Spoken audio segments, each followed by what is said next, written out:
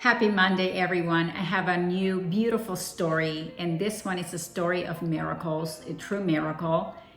And I watched the story on a documentary long time ago, and it's definitely one of my favorites. I hope you enjoy the story. Sean was part of a Bible-based congregation in Louisiana, USA. One evening, the congregation gathered to honor Sean's safe return home. Sean had returned from a Peace Corps assignment from a dangerous part of the world. He had been deployed to a small village that was at a considerable distance from the nearest town. Part of Sean's responsibility was to make a weekly trip to the town for supplies. Sean stood up to tell his congregation about something that he had experienced. And this is in the words of Sean. On one of the trips to the village, I felt a little more apprehensive than usual. Besides the customary supplies and the mail, I was also carrying some money for the village.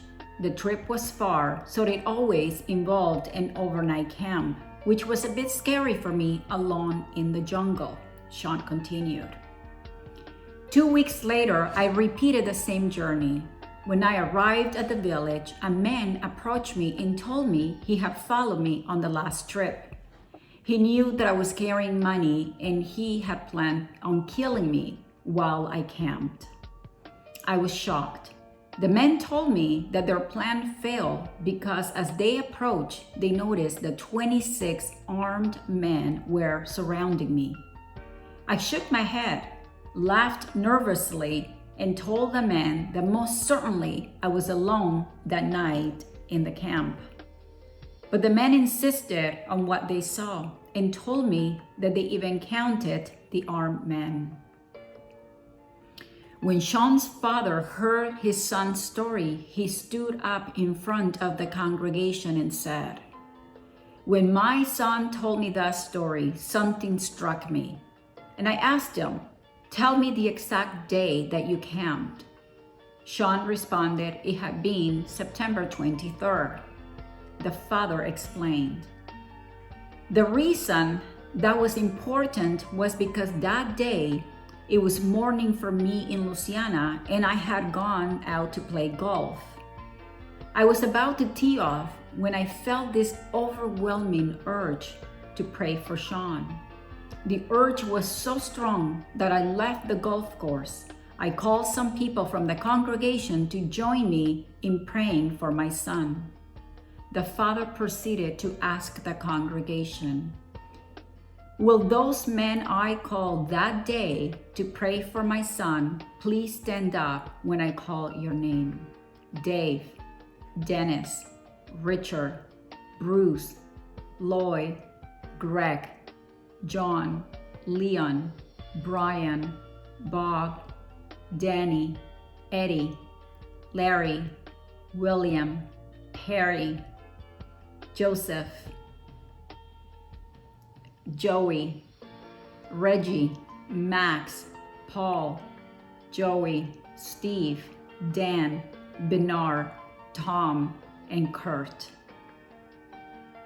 To Sean's and everyone else's surprise, 26 men remained standing in front of the congregation, all in awe of the miracle that had happened.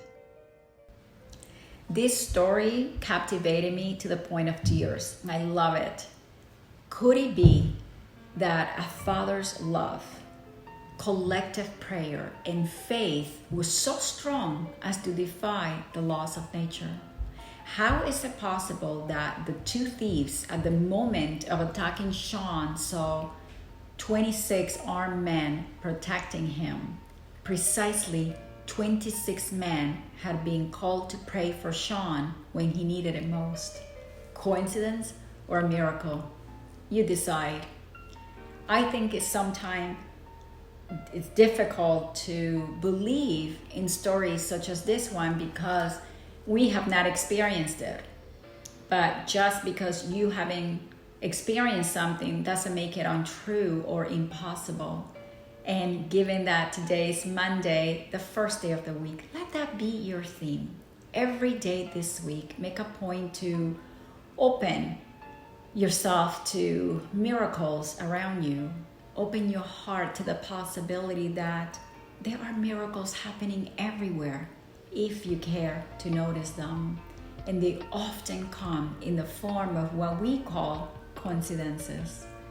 I remember a long time ago, my daughter was about 6 or 8, and she said to me, "Mommy, when you learn to see from your heart, your eyes will also see." How profound is that for a child, and how correct she was to say that. And because when we open our hearts to miracles, we realize that they don't have to be supernatural in nature. To appreciate your miracles, all you have to do is change your perspective and the definition of what a miracle is. To me, a miracle is simply a change in perception. We are full expressions of God, and the universe manifests that which we are open to believing. So if you live in a place where you see good things as possible, what do you think is going to happen? Right? You will be open to seeing miracles. Miracles occur from the power of our intention, which we often call an answer prayer. So miracles are present every day in everyday things that we take for granted because we have lost our perspective on what a miracle truly is. All my coincidences and serendipitous events were tiny miracles from the universe guiding me to my rightful path.